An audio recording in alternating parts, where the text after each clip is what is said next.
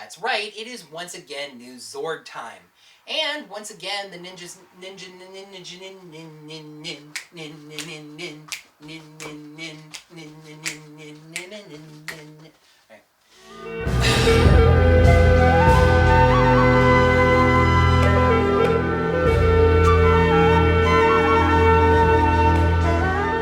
Hello there, heroes. I'm the Orange Ranger, and welcome to another Power Rangers Ninja Steel episode review.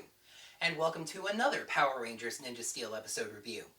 No, I'm not repeating myself. Your video didn't glitch there. We are in for a double dip today. With the Kids' Choice Awards cancellation and the upcoming Power Rangers movie, Nickelodeon gave us a Power Hour with 2 brand new episodes on one Saturday. So when I learned about this, I had to decide how exactly I was going to handle it. I asked the heroes, and besides you guys, as you usually do, very graciously telling me to do whatever I think is best, even though I'm asking you for your opinion on that, the general consensus was to do a double-length review. So, you can pause the video right now, go grab a big old soda and a whole stack of sandwiches or a huge pizza, because this one is going to take a while. And you know when the Orange Ranger is saying that, it means something. I didn't actually get to watch these episodes live on Saturday back to back, but thinking about it, that's for the best. If I had thought it out a little more, I probably would have done it that way intentionally. I ended up reviewing these episodes the same way I review any other episode. I watched episode 7, took my notes on it, and wrote half of the script. And then I watched episode 8, took my notes on that episode, and wrote the other half of the script. I feel like if I had watched these episodes back to back, there would have been something that seemed weird in 7, that maybe is explained a little bit in 8, that I gave too much credit for in 7 because of what happened in 8, if that makes any sense. Alright, that means I've got a lot to cover, so let's get to work. The story of Power Rangers Ninja Steel is basically a Brody focus episode, and we've gotten focus episodes for Preston, Calvin, and Haley, so there's only one more Ranger left to cover before we add to the team. Let's then take a look at the 7th episode of Power Rangers Ninja Steel, Hacktrack. This isn't really important, but it's something I felt like I just had to mention. The commercial that ran right before the first Ninja Steel episode was a Nickelodeon ad that specifically mentioned a block of brand new episodes of all the shows that are airing. Except, of course, that won't include Power Rangers, because Power Rangers is going into its 5-month hiatus of no new episodes. A hiatus that Nickelodeon's schedule style mandates. I mean, maybe it was just me, but it kind of felt like a little bit of a slap in the face. And also, while I did see a mention of a Power Hour on social media, on sites like Twitter, I can't remember if it was Nickelodeon or Power Rangers that actually put that out there, there was absolutely no mention of it by Nickelodeon while these episodes were airing. No special lead-ins, no special commercials, no mention of back-to-back episodes. The 2 episodes just happened to air. Sadly and a little disappointingly, it's starting to feel like Nickelodeon doesn't really care about Power Rangers. They don't really give it any special treatment or love in advertising. It's just a show that they happen to be airing. I mean, craziest of all to me is that on this same Saturday, they also had a short, about 2-minute behind-the-scenes look at the Power Rangers movie, and they aired that during the 1 o'clock episode of The Loud House, and not either of the Power Rangers episodes themselves. Okay, alright, the episode. Man, this video is going to be an hour-long watch. So, Sarah walks into school loaded down with a bunch of stuff, and runs into Mick. Literally. As he helps her pick up these things, he realizes that the rumors he's been hearing around school are true. Sarah is joining 4 different clubs that all meet at the exact same time. Mick asks her how she plans to be in 4 places at once, but she decides not to answer. Up on the Warrior Dome, Madame Odious once again opens her secret chamber, this time using an incantation as well as the hammer when she only needed to use the hammer last time. She checks on her secret prisoner and tells him that once she finishes transferring something out of him, she's gonna chuck him with the trash. Back over to Sarah, we see that she is indeed participating in all 4 clubs. She's in track club not track team, track club with Brody, chess club with Preston. Remember, kids, and especially you young ladies out there, you have to dress like a nerd to play chess. No exceptions. Camping club with hashtag Haven, and archery club with Victor and Monty. In the last one, she actually shows off above and beyond, firing a special boomerang arrow she invented that hits an apple in a tree. Principal What's-Her-Face, Hastings, it's only the second time we've ever seen her, running the archery club, informs Sarah that since her arrow went all the way to the target and back, it sets a new school distance record. That is definitely not how archery distance records work. The only serious, honest-to-God smile that this episode got out of me was earned by Victor, who busts out of a trench coat and a Robin Hood getup and creates this kind of pretzel arrow he calls the Angular Dangular that actually flies an even more circuitous route than Sarah's arrow and hits a beehive. So his arrow traveled a further distance than Sarah's did, and he gets honey instead of an apple. I don't know, I think he wins. Would you believe that after all of that, Sarah actually had the energy to attend a fifth club? Power Ranger Club. She shows off an adjustment that she made to the Rangers' rivet rifles. They can now attach a power star to the back and use a frog tongue attack called Whiplash. When the Rangers wonder how she had the time and energy to do this and attend each of their clubs, they realize that something's not adding up and she was in too many places at the same time. But all of this musing is interrupted by a monster attack. The monster, Hacktrack, is actually a really cool and well-voiced monster, with a high-pitched, glitchy, repeating type computer voice. He demands the Rangers' technology, and of course they refuse to give it up. But when he attacks Sarah, she glitches out and disappears, a silver ball appearing in her place. Hacktrack, who I kept wanting to call Hack-Attack, the name of the episode, takes the ball and leaves. The Rangers think that something very serious has happened to Sarah and they decide to regroup at the base. However, when the panicked Rangers get back to the base, Sarah is already there waiting for them and the truth comes out. Sarah has invented mobile holographic projection emitters, basically technological type balls that can project holographic clones of herself. She wears a special headset that allows her to connect to them mentally so they all think and act like she does.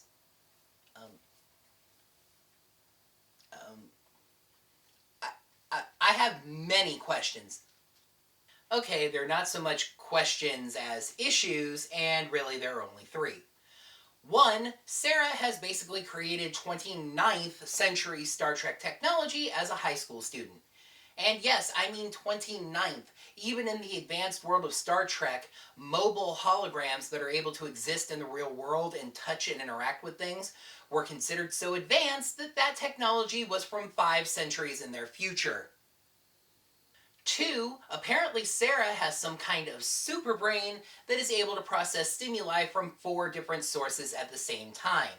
The way I understand this, each of these holograms broadcasts sight, sound, touch, the senses information back to Sarah. Her brain processes it and sends back a reply. And third, especially since there's a worthiness aspect to the season with the Rangers, I highly, highly, highly doubt that a hologram of Sarah would be able to morph. So the Rangers let Sarah know that the monster took one of the balls, and while she says she's unconcerned, we clearly see that she's worried. After the commercial break, we see why she had a cause to be worried. Hacktrack has the ability to literally absorb technology and gain its abilities. He absorbs the ball and instantly gains the ability to create holographic clones himself. He has Galvanax connect to a headset on the Warrior Dome that he apparently built before absorbing the ball and thus learning what it could do. And he creates 8 giant Galvanaxi. Sarah, of course, blames herself for this because the Rangers have a weird tendency lately to blame themselves for things that aren't entirely their fault. But instead of abandoning the clones idea, she decides to double down on it. While the other Rangers go out and try to at least hold the giant Galvanaxi at bay, Sarah stays back and has her clones work on 4 different plans, with her actual self assisting each of them as needed. So now her brain is in 5 different places at once, working on 4 different, very complex technological plans, with another 5th of her brain assisting each of the other 4 as needed. Mick looks oddly disappointed. The Rangers show up to where the Galvanaxi are, facing not only one giant monster, but 8 giant versions of the final boss man. The Rangers decide to shoot at him from the ground. Surprise, surprise, the new whiplash attack doesn't do a dang thing. They're too strong, Brody screams. No freaking kidding. But I mean, even if the Rangers had, summoned their Zords, like smart people would have done, I don't think it would have done a lot of good. With 8 of these things stomping around, Summer Cove really should have been a crater inside of 2 minutes. The best part of that scene was Preston telling people to get to safety. Preston, question. Where is safety exactly? 8 giant Galvanaxi. Brody contacts Sarah and tells her that their weapons aren't having any kind of an effect. I know, that's a real shame. It's too bad that they don't have a set of giant robots that they might be able to... Oh, wait. However, Sarah is no closer to a solution. As a matter of fact, her 4 clones are now fighting each other over that sweet remaining 5th of Sarah's brain, screaming over each other and giving her the nervous breakdown that she should have had far earlier in this episode. So Mick decides to help by stomping out playing 4 or 5 musical instruments at the same time. Of course. No, of course, we know Mick is very wise. This is an object lesson. He tells Sarah that he wants to learn to play musical instruments, but for some reason playing them all at the same time just isn't working. Sarah, annoyed that Mick is even bringing this up right now of all times, tells him snippily that he needs to focus on one instrument instead of trying to play them all at the same time. Mick turns this lesson right back around on her, and she realizes what she's doing, spreading herself too thin. It's another incredibly simplistic moral, but I actually like the way it was presented. Mick doesn't beat Sarah over the head with it, so the episode's not beating us over the head with it. Instead, he helps her realize that she already knew that and she just needed to remember it.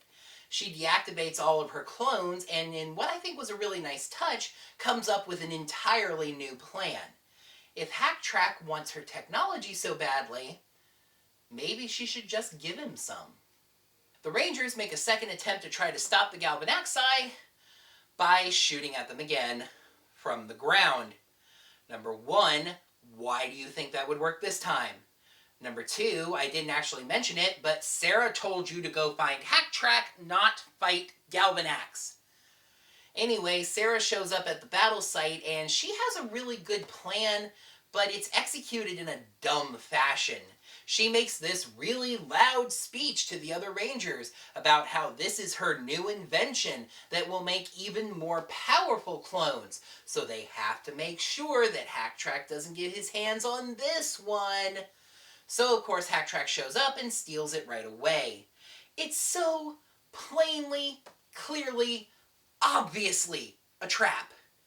But Sarah doesn't inform the other Rangers of this, and the episode itself goes to commercial like this is some kind of dramatic turn. After a new Nickelodeon Ninja Steel bumper that uses Tyler's voice, saying Power Rangers Charge, with Dino clearly just edited out of it, Hacktrack starts bragging again, and Sarah drops the act that she never really needed to put up to begin with. It was a trap, surprise, surprise. Sarah included a little virus on the technology. Time out. Sarah knows how to write viruses? Was she a hacker in the past? That would actually be a really cool bit of backstory for her. Maybe she was a hacker, doing mean, bad things on the computer, and she got into trouble but promised to start over when her family had to move to a new town. But then I remember this is Neo Saban Power Rangers that I'm watching, and the writers of this show think that backstory is a plot about something stuck behind one of the Rangers' shoulders. The virus shorts out the interface and disables all the clones. It also temporarily halts Hacktrack, but he's able to reboot himself and clear it out. The Rangers leap into Sentai footage and have an unnecessarily flashy roll call that for me only heightened the fact that Sarah did not get a solo morph in this episode. As a matter of fact, we didn't get a morphing sequence at all. They fight. Hacktrack makes a Steve Urkel reference because I'm sure there's nothing 7-year-olds find more hilarious than references to 1989. And then the episode gets weirdly awesome and awesomely weird for just a minute. One of the Ninja's few redeeming qualities is that it was a very pretty show visually, and the Rangers launch into a very visually impressive 5 Ranger Steel slash. There's also a really cool sounding guitar riff of Go-Go Power Rangers playing in the background. The problem is, it's once again not Ninja Steel's theme song. This time I can't tell what it is. It's not Dino Charges, the cadence doesn't match up right. I don't know if it's Samurai or Megaforce. I don't remember actually hearing this before. Do you guys remember how last time I said that there was a formula for Neo Saban Zord episodes? Episode that introduces the new Zord, followed by an episode where they use it again? Well, if you were coding the entire formula into a computer, it would be 10, new Zord, 20, second episode that uses new Zord, 30, back to 10. That's right, it is new Zord time once again. And once again, the Ninja Nexus Prism seems rather prescient, creating a new Zord for the Rangers before they actually even need it. This time it shows Mick the image of a UFO. Actually, this image actually is the new Zord it's going to create, unlike last time with the elephant. The Galaxy Warriors audience, apparently more narrowly this time, votes to gigantify Hacktrack. The Ranger Zords are called out one at a time, so no time for a morphing sequence, but we get the individual Zord summoning. Hacktrack flies, somehow, so the Rangers form the Dragon Formation. But Hacktrack can fly all the way to space, because. And the Dragon Formation can't follow him, because. But don't worry, Mick has a new Zord coming to the rescue. The new Zord is called the Astro Zord, which Preston says is just like a UFO. Okay, full admission. I watched this episode at 2:30 in the morning. Don't ask, you guys know me by now. And when I heard this line, I just cracked. It's like a UFO? And it didn't even stop there. Sarah says, we'll be able to go into space. Yeah, because that's the thing that makes that possible. Just, wow! It also has a Ninja Zord mode, which surprises Preston for reasons lost in space. So the Rangers form the Astro Megazord. Oh, sorry, I mean the Rangers form the Astro Ninja Steel Megazord. And since I apparently forgot to do this for the Rumble Tusk Ninja Steel Megazord, I will take extra pains this week to point out that the cockpit uses the exact same shade of blue as Dragon Formation and just slaps up UFO symbols. So Hacktrack decides it's time to stop running and fight the Megazord, and the two of them land on the moon. Sarah says, this is one small step for Megazords and one giant leap towards kicking that monster's butt. I can't decide if the dialogue during this Zord fight was horrible or amazing. Probably both. But either way, I think the writers might have had a little bit too much of Xandrid's headache medicine, if you see where I'm going. The Rangers jump, the Megazord jumps. The Rangers come right back down, the Megazord keeps on floating. So the cockpit has artificial gravity? Anyway, the Rangers use the 6 words to mini Cosmic Blast and Hacktrack explodes. Which is something that actually confused me a little bit. I do know that in the core Power Rangers timeline, the moon has an oxygen atmosphere. But that moon also has normal gravity. This moon has the oxygen atmosphere, but not the gravity? Sarah tells Principal What's-Her-Face Mick every 5 episodes that she's dropping the archery club. I wonder which of the 4 clubs she decided to focus on. I'm thinking the track club, since that would keep her in good physical shape for her ranger duties. Victor and Monty made a giant crossbow to try and break Sarah's record, But Victor gets up from it to mock Sarah for quitting the club, and Monty gets launched as the Arrow. So let's end this episode with a left turn at the corner of wacky and bananas. The Astro Zord launches itself because of reasons. It flies up to the Warrior Dome and blasts a hole in the side. Seems like something the Rangers could have thought of doing. Right into the chamber holding the secret prisoner. He gets free of the chair, grabs the gold power star, and is morphed into the Gold Ranger. Ripcon runs in, somehow, despite not having Odious' hammer or knowing the incantation, but the Gold Ranger leaps out of the ship into the Astro Zord, which flies back down to Earth. The Rangers were alerted to the Zord being launched, and a news report reveals that it has landed and reveals the Gold Ranger. As serious and mysterious an ending as this was, this episode ended with another bout of unintentional laughter from me. Preston wonders who the Gold Ranger is. Sarah says she doesn't know, but he must be the one that pulled the gold power star from the prism. Figure that out all by yourself, smart girl?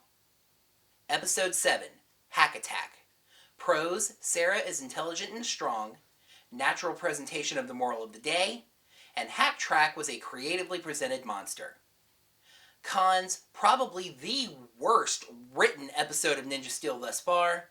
Astro Zord stuff once again felt tacked on, and Sarah was a little too smart this week.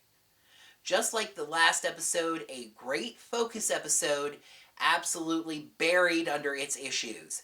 And it was more issues than last week, so unfortunately, Hacktrack gets 1.5 Ninja Stars out of 5. As most of you probably know, my favorite episode of both seasons of Dino Charge was Let Sleeping Zords Lie, since it presented both Shelby and Kendall as intelligent and capable and strong.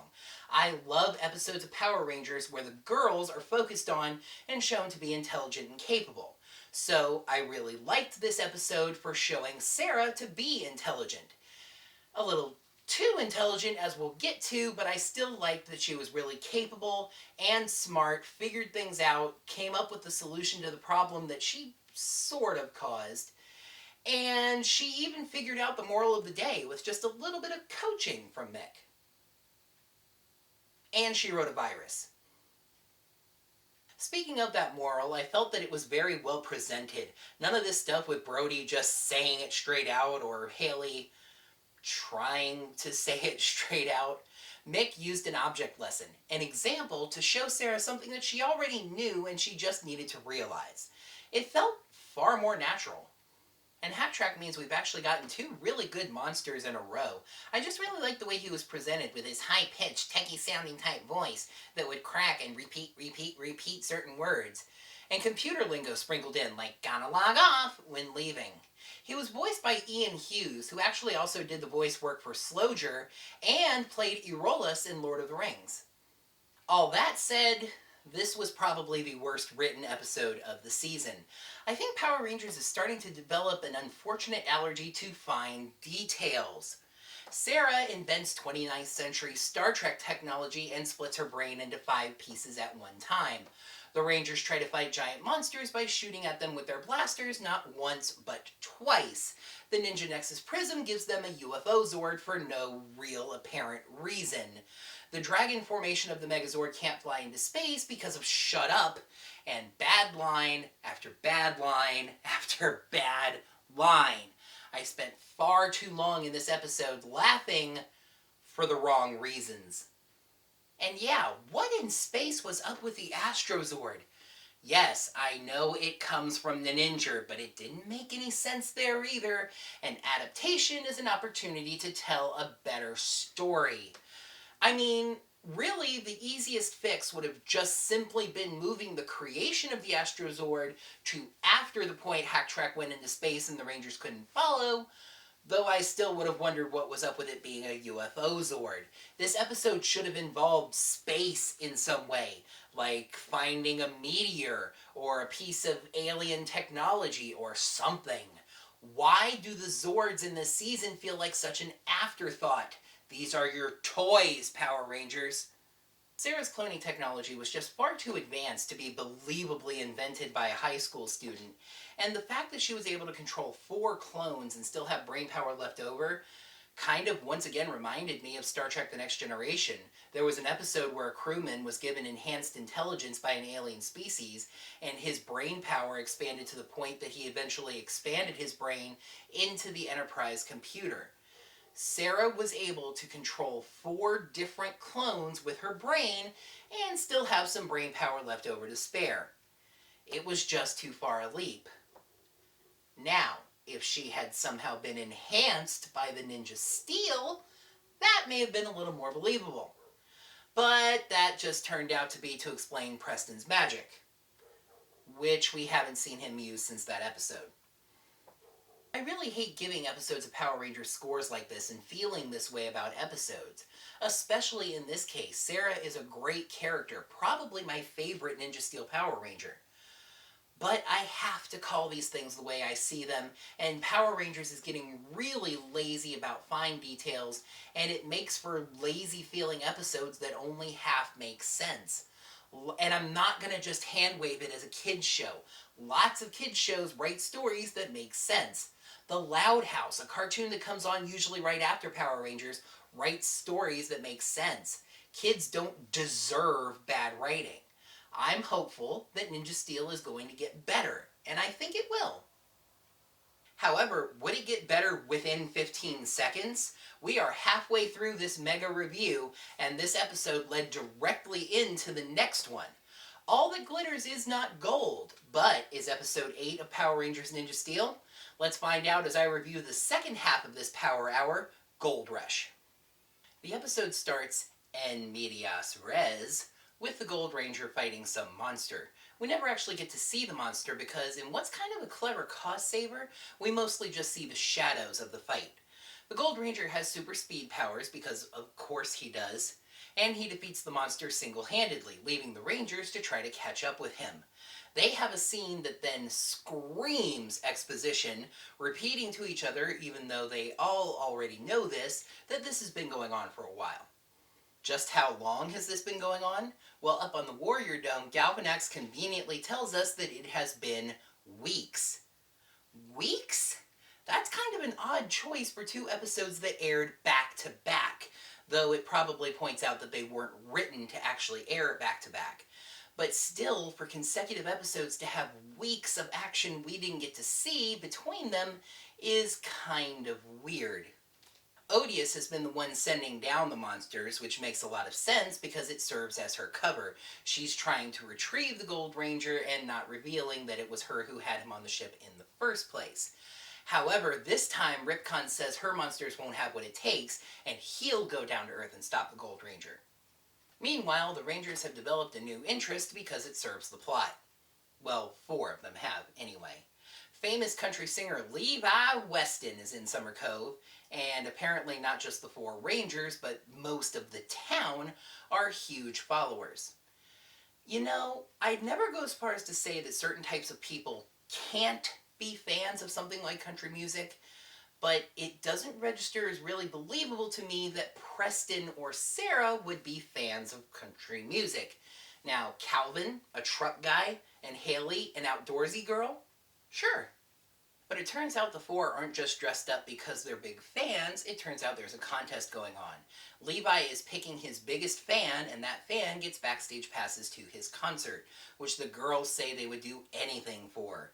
It turns out that even Victor and Monty are big fans, coming dressed as a tandem horse and making fun of a girl who came dressed as a literal air-moving fan, like that one up there. Know who isn't a fan of Levi Weston?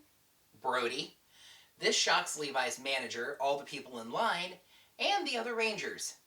The other people I get, but the Rangers really should remember that Brody didn't grow up on Earth and probably doesn't even know who Levi Weston is. Now, this is a pretty tense moment, so Ripcon breaks the tension by attacking with some Kudabots. He says that the Gold Ranger better show himself or he's going to destroy everyone. Starting with this cowboy.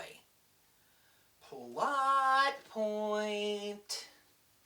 Brody dives to save the singer from a blast while the other Rangers morph in broad daylight. I do understand that most of the people in the line ran away from the scene, but large explosions tend to attract more attention than they drive away.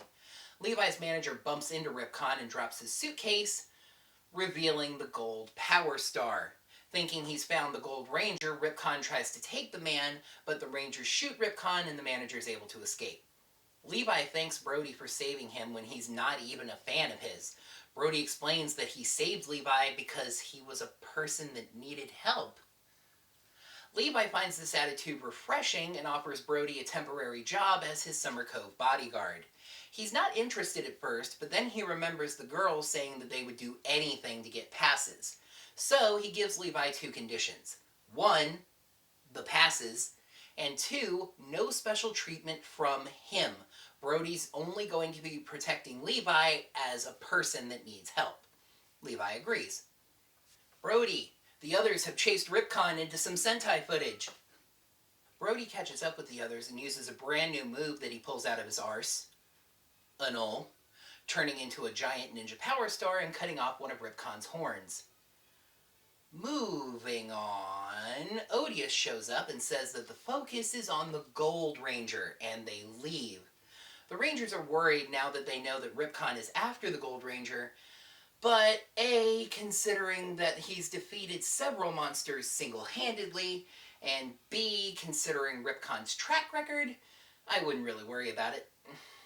Ripcon manages to kidnap the manager while he's alone and takes him to a factory. It turns out his instincts about the traitor are right on the money, as he suspects Odious was the one keeping the Gold Ranger on board. However, the manager says that he has no idea what Ripcon's talking about. Meanwhile, Brody takes Levi to a burger truck that his brother loved. Were food trucks a thing back in 2007? They walk up on a broken down car, a stressed out mother, and the world's most annoying child. The mother recognizes Levi, but he denies who he is, so he'll be able to help. Brody says he'll take a look at the car, having learned some car repair things from Calvin. And, by the way, let me stop and say that this is the perfect example of what I mean when I say that one single line of dialogue can establish a plot point. Brody says the problem is a loose distributor lead. I'm not really a car guy, so I decided to Google this to see if it was actually a thing that happens to cars or just some mumbo-jumbo they made up. And it seems kind of in the middle. It is an issue that certain cars have, but I only found 3 references to it on Google, and they were all references to either high-end cars or sports race cars. Also, it seems to be an issue that affects the thermostat of a car. So it seems like if a car broke down due to this problem, it would be because it overheated, not directly because of the distributor lead. Fixing the distributor lead would not fix the car then. You would have to get its temperature back down. Any mechanics that I have in my heroes group, please feel free to tell me if I'm wrong. So Brody fixes whatever the problem actually was, while Levi shuts the kid up by jamming a burger into his face. Brody's burger, actually. Levi just gave away Brody's lunch. The lunch that Brody paid for. Comedy! And, of course, also, burgers in the Gold Ranger intro episode, because wink wink, nod nod. Levi says that he's surprised that Brody can fix cars, and it just goes to show that you can't judge a person until you get to know them. Geez, even in important Ranger plot episodes, we need a moral of the day. And by the way, what about Brody suggests that he wouldn't be able to fix cars? On the other hand, Brody says that he was expecting Levi to be stuck up, but he's actually down to earth and nice, and the two of them become friends. Calvin calls Brody and tells him about the situation at the factory. Brody begs away from Levi, but Levi realizes he forgot to give Brody the backstage passes, so he follows him. Plot point. The Rangers actually use those hoods on their training outfits, you know, the ones that look like big bulky triangles behind their head most of the time, and actually go all ninja, infiltrating up to the factory and taking the Kudabots out quietly. Once that's done, of course, they just bust in the front door, and Ripcon springs a trap, dropping an energy net on them. However, only Brody's legs are caught in the net, so he shoots the gold power star out of Ripcon's hand with his rivet rifle, and also ricochets a shot to free the manager. He tells the man to morph, but the man is both confused and terrified and runs away. Turns out he's not the Gold Ranger. Who could it possibly be? okay, I can't actually ask that question with a straight face because it was perfectly obvious from the first 5 minutes of this episode who the Gold Ranger actually is. Ripcon is about to fry the Rangers with the energy net when he's shot from off screen by Levi. Levi picks up the gold power star, puts it on his thankfully original morpher, and morphs into the Gold Ranger. It's a solo morph sequence because screw the Core 5 and oh, heroes, it's time for me to talk about this suit. Honestly, heroes, this is a moment that I have been dreading. Star Ninja may have been my single most hated thing about Ninja. His motif is such a parody of American culture that I almost considered it mocking. In a show about Ninja Power Rangers, his suit is cowboy themed, with the top of his visor forming a cowboy hat shape on his helmet and his chest piece being a poncho. That colorful cloth thing that cowboys near Mexico wear, not the rain slicker type thing that you get at theme parks like Disney World. In the Japanese Sentai, he actually transformed with, and I am not kidding about this, a cheeseburger-themed cell phone, and his weapon is an electric guitar gun sword. Hashtag Murica Ranger. Ripcon demands to know who the traitor was that kept him on the Warrior Dome, but Levi doesn't really feel like helping Ripcon out. He uses a rock storm blast to push Ripcon back, then the other Rangers jump in and use their blaster finisher to chase him off. With no monster to gigantify this week, a Skull Gator stands in. The Rangers form the Megazord and, for some reason, bring Levi up with them, even though Levi doesn't have a Zord to pilot. Sarah says that she and Mick have developed a new Ninja Star for the team to use that incorporates the holographic cloning technology she invented in the last episode. The funny thing about this scene is, this is a huge strike against those people who are arguing that Ninja Steel could still be in the mainline continuity. You see, in Ninja, this was a Kaku Ranger star, which means that this should have been, in Power Rangers, should have been, I should say, an alien Ranger Power Star. But it wasn't. Following this, Brody detaches the Robo-Red Zord and does a Sky Sprint attack. This was using the power of the Hurricaneger Star, or what we would call the Ninja Storm Power Star.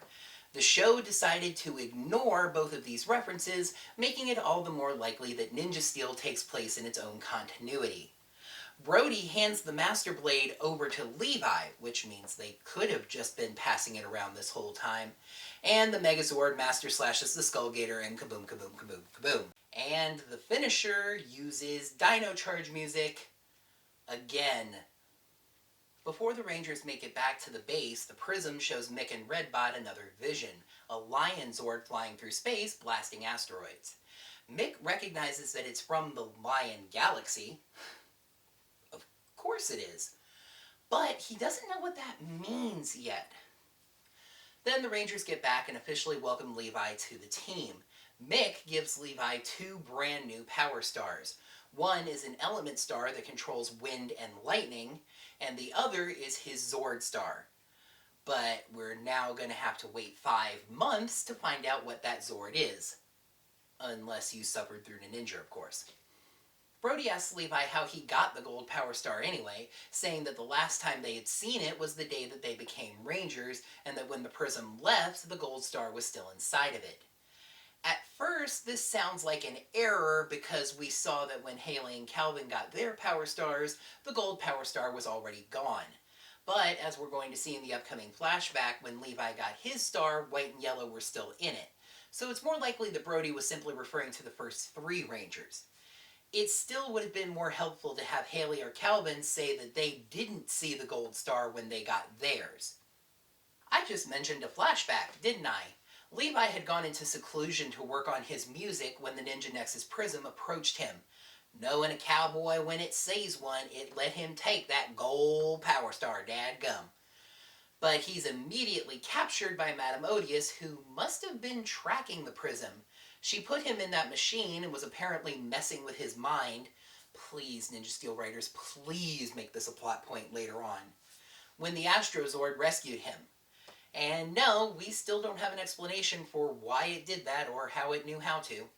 After the episode yet again uses that red star slashing through the screen with black that looks like a broken transition to me, anybody else, or is it just me?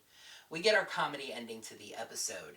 Victor and Monty apparently changed their mind on the coolness of that fan costume, so Monty made Victor one that actually works. Of course, the little girl wins the contest anyway, and in retaliation for the mocking, she turns the fan on. Monty's not able to turn it off, and Victor starts flying off into the sky. This is not how aerodynamics works, and Victor's probably going to die from this. Comedy! Episode 8, Gold Rush. Pros, Levi is a fun and interesting character as a new ranger. Brody takes a step up character-wise, and a great choice with the morpher.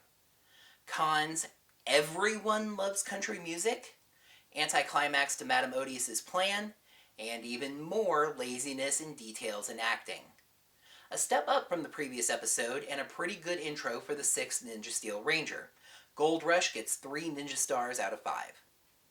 Levi is a bit of an interesting new thing for a Power Ranger. He's already a celebrity, somebody people already recognize. It's going to be interesting to see if the show plays off of this in any way. We've already seen plenty of cases where the Power Rangers have to keep their identity secret from the public, but we've never seen a Ranger who already had a public identity that people already know. It's an interesting new spin. Get it? Spin? Ninjas? Alright. I really like the steps that Brody's character took this week. Him not liking famous people is kind of right on the border of being an informed character attribute, but I do like it for his character, and here's why. The only really famous person that Brody has ever known is Galvanax, so of course he doesn't like famous people. He did learn not to judge people, even famous people, before he gets to know them, which is apparently a lesson that Levi also learned, although it was about people who can fix cars, so anyway. But it just made Brody a little bit deeper. And this is one of those things that really divided the fan base. Some people loved it, some people hated it, but put me firmly in the camp of people who absolutely hated Star Ninja's cheeseburger morpher, so thank goodness that Levi doesn't have to use it. They did give it the cute tongue-in-cheek reference with the burger stand in this episode, but overall they give Levi a morpher that a serious hero would actually use, simply modifying the Ranger's own morpher with different colors and making it a blaster as well. As small a point as it seemed, I really just had a big issue with apparently everybody in Summer Cove loving Levi Watson's music. It just didn't seem like that would actually be the case. Why did all 4 of the Rangers besides Brody love this guy's music when it was out of character for some of them, as I pointed out? This really seemed like a thing that just #Haven could have wanted to do, and the other Rangers could have just tagged along because they're friends. It kind of felt like they just wanted to make Brody feel like a little bit of an outsider from the rest of his teammates and give him an opportunity to be alone with Levi. And besides the fact that Levi is now a member of the team, I'm pretty sure we're not going to hear one word about the other Rangers liking his music ever again. As neat and dark as Madame Odious's Gold Ranger plan was, it just seems to have come to a really anticlimactic end. The Astro Zord just takes off by itself and frees the Gold Ranger, somehow knowing how to do that. Then all of a sudden Odious switches into covering her tracks mode, searching for the Gold Ranger just as hard as the others to cover up the fact that she was the one hiding him to begin with. Are they going to explain how the Astro Zord just knew to go and rescue him? Probably not, knowing the show. I just hope overall there's really more to this story and it doesn't just fall off the table.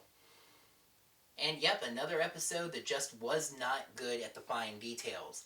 The 4 Rangers basically forgetting that Brody more or less isn't from Earth, those same 4 Rangers morphing in broad daylight with no concern for their identities, Brody's weird and possibly incorrect car diagnosis, the use of Dino Charge music yet again, Mick not knowing what a vision from the Ninja Nexus prism means when most cases that's meant give me friggin' steel, and the confusing line about the gold star being in the prism. It wasn't nearly as bad as the previous episode, but yeah, more of the same. And really that sums up my opinion of this episode overall. Not as bad as Hacktrack, but dealing with the exact same problems that every episode does. It really feels like every episode of Ninja Steel has had the exact same problems, and it's up to the strength of the plot to determine whether it's going to be an average episode or a bad one. Well, heroes, here we are. We've made it through 8 episodes of Ninja Steel. There's now officially a 6th Ranger, and while the blow is softened considerably by the excitement for the upcoming movie, the truth of this situation still remains. Heroes, we have once again reached the annual summer hiatus. We all hate it. It's not fun. But right now, you are anxiously awaiting to hear me announce the schedule for my hiatus videos. However, I'm going to make you guys wait just a little bit longer. Easy there, relax, relax. I'm only talking about waiting as long as you did between Hacktrack and Gold Rush. At the end of this video, there's going to be a card and an annotation, while those still last, another change from YouTube, to a separate video where I'm going to make the announcement of this year's hiatus video schedule. This video is already double length. I didn't think that I should shove even more information into it. And that is going to put a ribbon on the last Power Rangers Ninja Steel episode review for the next 5 months. Thank you, heroes, so much as always for watching. Make sure to like the video by clicking the like button right down below, the thumbs up button. Comment down below and let me know what you thought of this episode and of my review of it. And make sure you subscribe to the channel to see all the Weekly Geekly. Also make sure you ring that bell so you're notified of when I post new videos. It is very possible that by the time this video gets posted, I've already seen Power Rangers and gotten at least a quick review up on the channel, so make sure you're looking out for that. The hiatus begins, everybody, but I'm going to see you folks over just a minute on the schedule announcement video. Until then, may the power protect you. Except you know that won't include Power Rangers, because Power Rangers is now going into its 5-month hiatus of no. And also, while I did see there was absolutely no mention of it by... She tells the prisoner that and archery club with Victor and Monty. Damn it! It's like I gave up on it, and then it came back to me, and I was like, and I pulled it out. And then forgot the last line. However, this musing isn't. She shows up in a oh, here we go. She's. Oh gosh. Oh, it's all going terribly, terribly wrong. She shows up in a adjustment that she missed. My tongue is getting twisted. This is crazy. The monster, Hacktrack, actually has a really. The monster, hacking cough. The monster, Hacktrack, is actually a really cool and well-voiced monster with a glitchy, high-sound. While Sarah stays back and works on 4 different plans with each of her clones to try to stop them, dedicating a 5th of While Sarah stays back and has her clones work on 4 different plans to try to solve the problem, with her dedicating her farts. Brody contacts Sarah and tells her that she deactivates the clones, and maybe she was a hacker getting herself into a lot of trouble doing bad, naughty things on the computer. That didn't come out right. It was a trap. Surprise, surprise.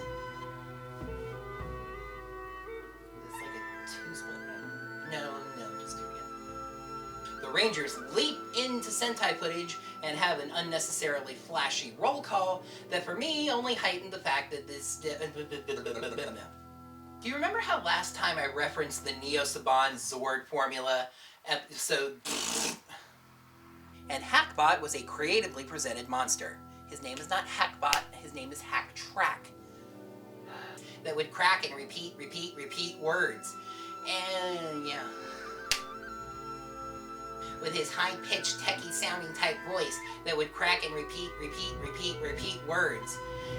The high-pitched, glitchy type voice that fit well for computers.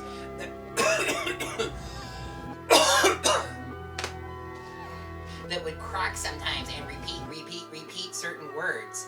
And, wow. That light came off and it came back on, and that worries me. And yeah, what in space was up with the Astro Zord? And her ability to control 4 different clones and still have brain power actually kind of reminded me of an episode where a crewman was blessed with enhanced intelligence from an alien, and his brain power grew to the point that he actually placed his brain into the Enterprise computer. Sarah's cloning technology was just far too advanced to actually be believable, and the fact that she was able to control 4... I really hate giving episodes of Power Rangers scores like this, and I especially hate... Power Rangers is getting really lazy about fine details, and it makes for kind of half-sensical stories, things that don't really make sense, that just feel lazily written, and I don't have it. But I have to call this thing... Brody saves the singer from the... in broad daylight. I do understand that people ran away from the scene, but large explosions tend to attract more attention than they drive away. They walk up on a broken down car, a stressed out mother, and the world's most annoying child. Only Brody's legs are caught in the net, so he uses his rivet rifle to shoot the gold power star out of Ripcon's hand, and also ricochets the shot over to free the manager. Yeah.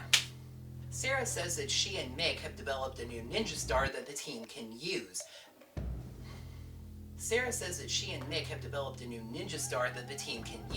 Incorporating her holographic glow. This was with the power of the Hurricaneger star, or the Power Rangers Ninja Steel star. It still would have been helpful for... God. We get our comedy ending. Victor and Monty We get our comedy ending. Victor and Monty of course, the little girl wins the contest anyway, and she turns on Victor's fan. He starts flying away, and Monty can't turn it off. Screw it. Those same 4 Rangers morphing in broad daylight, Brody's possibly incorrect car diagnosis, the use of farts. Those same 4 Rangers morphing in broad daylight with no concern for their identities. Those same 4 Rangers morphing in broad daylight with no real concern for their identities. Brody's possibly incorrect car diagnosis.